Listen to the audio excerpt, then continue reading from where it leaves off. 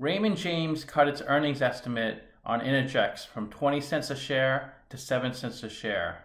Innergex is currently trading at $24. Raymond James predicts a stock price of $28. The average analyst rates this stock a buy and a price point of $25.39. Let's look at this stock a little deeper to figure out whether it's a buy or a sell.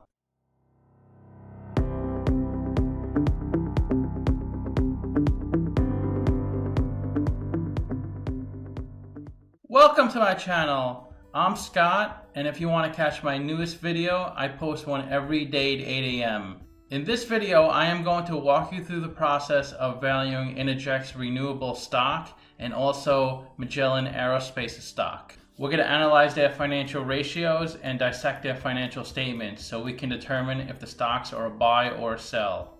Innergex is a developer, owner, and operator of hydroelectric facilities, wind energy, and solar farms in North America. Let's get started with the model. This is a mid-cap company, 4.2 billion market cap. They're trading at $24.02 a share. And to get shares outstanding, its market cap divided by stock price gives you shares outstanding, 174 million. And everything is in Canadian dollars since this stock trades on the Toronto Stock Exchange. Let's look at the financials. Free cash flow is how you value a company. You estimate the future free cash flows and then you discount that number back to today's value. That's what we're doing in this video. And free cash flow is cash flow from operations minus capital expenditures. And the company has negative free cash flow in 2 to 4 years. When a company has negative free cash flow, it could make it more difficult to pay down debt, pay dividends, acquire other businesses, or invest back into their business to grow it. If they do those things, they may need to take on more debt. Net income is the profit and loss on the income statement. It's revenue minus expenses. And they had negative net income in 2019. Their revenue looks good. It grows a lot from 2016 to 2019. It did dip a little from 2018 to 2019. The reason they had negative net income in 2019 was this large tax provision of $118 million. They only had $65 million of profit before paying taxes, but they paid more than that in taxes. Certain sectors have the ability to defer taxes, so it looks like they deferred taxes in prior years, but it caught up to them and they have to pay it at some point. That's why they had this big tax charge in 2018, which brought their net income to negative. This is the statement of cash flows, and to calculate free cash flow, it starts with operating cash flow, which is on the top, then you minus capital expenditures. So every year they are operating profitably, even in 2019. The reason they have positive operating cash flow in 2019, because to calculate operating cash flow, you take the net income on the income statement, then you add back the non-cash items. Operating cash flow is a better indicator of a company's health than net income. So the reason the company had negative free cash flow in 2019 and 2016 was because they invested so much in their business and capital expenditures. In 2019, they invested $850 million in CapEx. In 2016, it was $350 million, much more than in 2017 and 2018. CapEx are investments in property, plant, and equipment. The entire amount is recorded in the cash flow from investing section in the year the asset was purchased. CapEx is capitalized, which means it is recorded as an asset on the balance sheet. It is depreciated over its useful life, so each year, part of the value of the asset is deducted from the balance sheet and passed through onto the income statement as an expense, so it brings down your net income. CapEx is generally considered a positive thing since a company is investing in their operation to grow it. When analyzing CapEx, you should consider 2 factors. Will this item provide the company with a good return on investment? And what is the opportunity cost? Meaning, would the company be better off if the cash was used for something else? Let's look at a capital structure. $4.7 billion of debt, $600 million of equity. They pay 4.5% interest on their debt, and cost of debt is 3.3%. To get cost of debt, it's interest rate times 1 minus the effective tax rate. And they're really leveraged, 89% debt, which means they have 11% equity. Cost of equity is 5.16%, and we use a capital asset pricing model to figure that out. And part of the CAPM formula is the beta. The beta is how volatile the stock is relative to the market. So the market as a whole has a beta of 1. This stock has a beta of 0.37. So the stock is much less volatile than the market. It moves about 1/3 of the market. So if the market went up 3% in a given period, this stock should go up around 1%.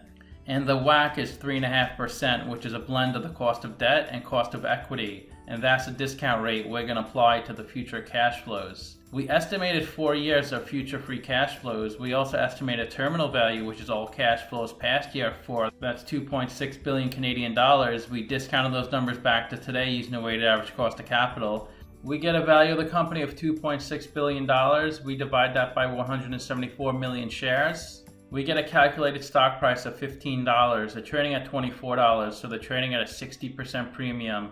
It's a sell according to the model. Simply Wall Street is a little higher. They're at $16.31, so they're also saying the stock is a sell. It's overvalued. Let's see where the stock has been trading the past few years. The stock was pretty steady for several years, around $14, but the price has been driven up the past few months, so it looks like investors really are interested in this company. Let's look at the historical dividends. They were paying a 16-cent dividend in 2015, then raised it 17 cents and 18 cents, so it looks like it's moving in the right direction.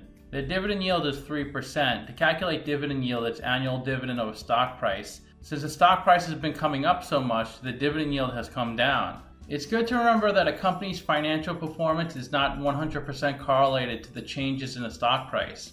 It can help or hurt the stock price. The only thing that is directly correlated to the stock price is supply and demand of the market. The stock price will go up if there are more buyers and sellers for a particular stock. And the stock price will go down if there are more sellers than buyers for a particular stock. It is possible for a company to report great financials and the stock price keeps going down. It's also possible for a company to report weak financials and its stock price keeps going up. The market is forward thinking. Part of investing in the stock market is understanding market sentiment, which can be the hardest thing to figure out. In the short run, no one can predict the stock market, but if you invest in solid companies with good fundamentals and hold long term, you should be better off than most investors. The reason I like focusing on financials is because all the information is there. If you listen to others, they can spin their narrative to make the company look great or look terrible. Let's look at the financial ratios. The average PE is 16.8, the median is 15.2. PE is stock price over earnings per share. To calculate earnings per share, that's net income over shares outstanding. They're negative since they have negative net income, so we can't look at the PE. Average price of sales is 4.6, the median is 2.0. Price of sales is stock price over sales per share. To calculate sales per share, that's revenue over shares outstanding. They're at 7.5, so investors are paying $7.50 for $1 revenue. The average price to book is 4.7, the median is 2.3. Price to book is stock price over book value per share. To calculate book value per share, that's equity over shares outstanding. They're at 6.9, so investors are paying $6.90 for $1 book value. Equity is total assets minus total liabilities on the balance sheet. The average interest coverage ratio is 12.6, the median is 3.9. Interest coverage ratio is EBIT over interest expense, so they could only cover 1.5 times their interest payments. EBIT is earnings before interest and taxes, also called operating income on the income statement. The average ROE is 13%, the median is 12%. ROE is net income over equity. They have negative net income, so they have negative ROE. Average current ratio is 1.8, the median is 1.3. Current ratio is current assets over current liabilities. They're at 0.5, so they cannot cover their current liabilities, so they may need to take on more debt. Current assets are assets that can be liquidated into cash within 12 months. Examples are cash, accounts receivables, and inventory. Current liabilities are debts and payables due within 12 months. Examples are current debt and accounts payable. The best way to look at ratios is to compare them to similar companies. I've done videos on Algonquin, Brookfield Renewable, Northland Power, TransAlta, and Sky Solar, all in the same industry as Innergex. And if Innergex has a number in red, they're worse than the average in the industry, and they're worse in everything. They have a negative PE, they're worse in price to sales and price to book, much worse in current ratio, negative ROE, they have the highest debt of all the companies, lower market cap, and lower in dividend yield. So to summarize, I have them trading at a 60% premium, their ratios don't look so good, and their financials look decent. The next company we're going to look at is Magellan Aerospace. Magellan is a manufacturer of aerospace systems and components.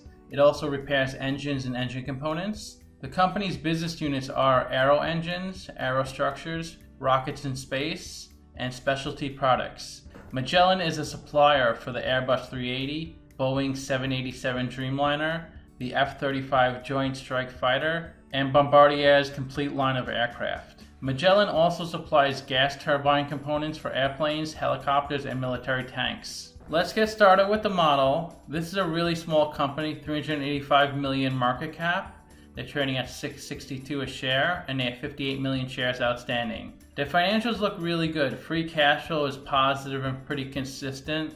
Same thing with net income. And their revenue is pretty consistent. It's not really growing. Let's look at the capital structure. 79 million of debt, 812 million of equity. They pay 3.26% interest on their debt, and cost of debt is 2.58%. And they only have 9% debt in that capital structure, so they're 91% equity. The cost of equity is 12.5%. The beta is 1.33, so the stock is a little more volatile than the market. Their WACC is 11.65%, which is a blend of the cost of debt and cost of equity. And that's the discount rate we're going to apply to the future cash flows. We estimated 4 years of future free cash flows. We also estimated terminal value, which is all cash flows past year 4, that's 664 million Canadian dollars.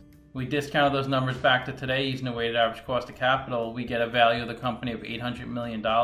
We divide that number by 58 million shares, and we get a calculated stock price of $13.68. They're trading at $6.62, so they're trading at a 52% discount. It's a buy according to the model. Simply Wall Street's at $28.77 a share, so they're saying the stock is really undervalued. Let's see where the stock has been trading the past few years. So it looks like the stock broke through $20, but it's been coming down quite a bit. So investors have been selling off this stock, driving the price lower. So it looks like it could be a great value according to my model and according to Simply Wall Street. Let's see the historical dividends. They have been raising their dividend from 6 cents up to 11 cents, and since the stock price has come down so much, they have a really high dividend yield, 6.3%. Because dividend yield is annual dividend payment over stock price. So as the stock price comes down, the dividend yield goes up. And as the stock price goes up, the dividend yield goes down.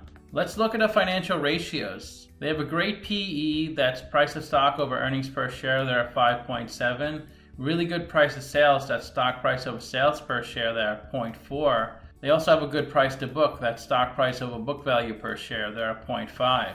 Really good interest coverage ratio since they have such little debt. That's EBIT over interest expense, so they're at 36.7. ROE is lower than average, that's net income over equity, they're at 8%.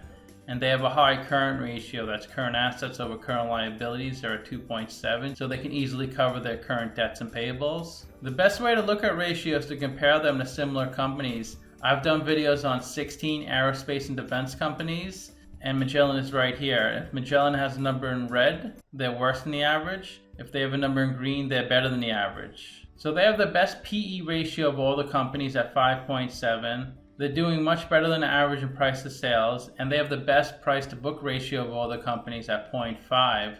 So their price multiples look really good. They're higher than average in current ratio at 2.7.